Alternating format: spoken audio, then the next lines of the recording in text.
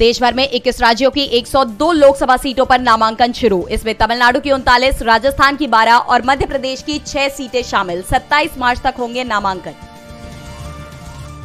बिहार में इंडिया गठबंधन हुआ मजबूत। जन अधिकार पार्टी इंडिया गठबंधन में होगी शामिल। जाप के प्रमुख पप्पू यादव कांग्रेस की टिकट पर पूर्णिया से लड़ सकते हैं चुनाव। बिहार में आरजेडी कांग्रेस की बैठक आज, सीट शेयरिंग पर लग सकती है मुहर। बिहार में गरमाई सियासत, चिराग पासवान का ऐलान, हाजीपुर से खुद लड़ूंगा लोकसभा चुनाव, हर चुनौती के लिए तैयार। पशुपति पारस ने भी हाजीपुर सीट से चुनाव लड़ने का किया है दावा।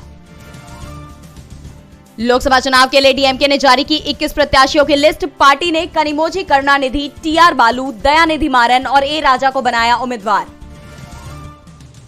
तमिलनाडु के लोगों को बम लगाने वाले अपने विवादित बयान पर मोदी सरकार में केंद्रीय मंत्री शोभा करंदलाजे को मांगनी पड़ी माफी। मुख्यमंत्री एमके स्टालिन ने की कार्रवाई की मांग। पीएम मोदी के केरल रोड शो पर छिड़ा विवाद। सीपीआईएम नेता एके बालन ने बीजेपी पर ध्रुवीकरण के लगाए आरोप। कहा, बीजेपी गलत संदेश दे रही है कि मोदी के करीब खड़ा नहीं हो सकता है मुसलमान। ईडी के समन के खिलाफ हाईकोर्ट पहुंचे दिल्ली के मुख्यमंत्री अरविंद केजरीवाल। कोर्ट ने ईडी से मांगा जवाब। 22 अप्रैल को होगी सुनवाई।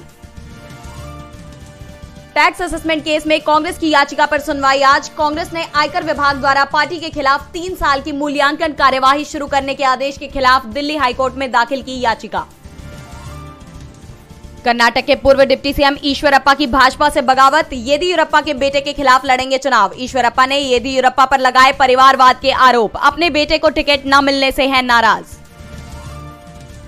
भारत की तुलना में पाकिस्तान ज्यादा खुशहाल। वर्ल्ड हैप्पीएस्ट कंट्री की लिस्ट में पाक 108वें जबकि भारत 126वें पायदान पर। 7वीं बार टॉप पर है फिनलैंड। क्लाइमेट चेंज को लेकर यूएन ने जताई चिंता। कहा, धरती के वजूद को खतरा, बहुत तेजी से पिघल रहे हैं ग्लेशियर। यूएन रिपोर्ट के मुताबिक 2023 अब तक का सबसे गर्म साल। पाकिस्तान के राष्ट्रपति आसिफ अली जरदारी और पूर्व प्रधानमंत्री बेनजीर भुट्टो की बेटी आसिफा भुट्टो की पॉलिटिक्स में एंट्री। उपचुनाव के लिए भरा नामांकन। हासिल है फर्स्ट लेडी का दर्जा। प्रेसिडेंशियल इम्यूनिटी पाकर करप्शन केस से बच गए जरदारी। सरकारी खजाने से डकार गए थे 3.7 अरब रुपए। पार्क लेन रेफरेंस भ्रष्टाचार मामले में मुकदमे से मिली छूट। रूस की चीन से बढ़ रही हैं नजदीकियां। राष्ट्रपति बनने के बाद व्लादिमीर पुतिन सबसे पहले कर सकते हैं चीन का दौरा। चीन के राष्ट्रपति शी जिनपिंग से करेंगे मुलाकात। ऑल टाइम हाई पर पहुंची सोने की कीमत। 66,000 के करीब पहुंचा दाम। चांदी 73,859 रुपए किलो हुई। दुनिया को सता रहा मंदी का डर।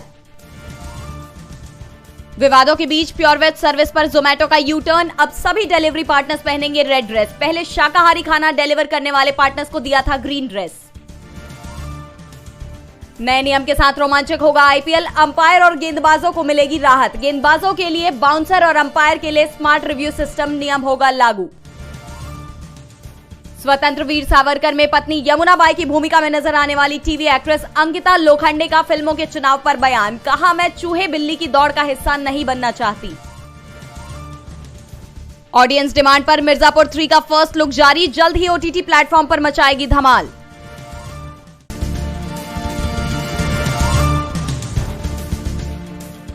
नमस्कार, आप देख रहे हैं नेशनल खबर। आगे खबर अपडेट करने के लिए हमें सब्सक्राइब करें।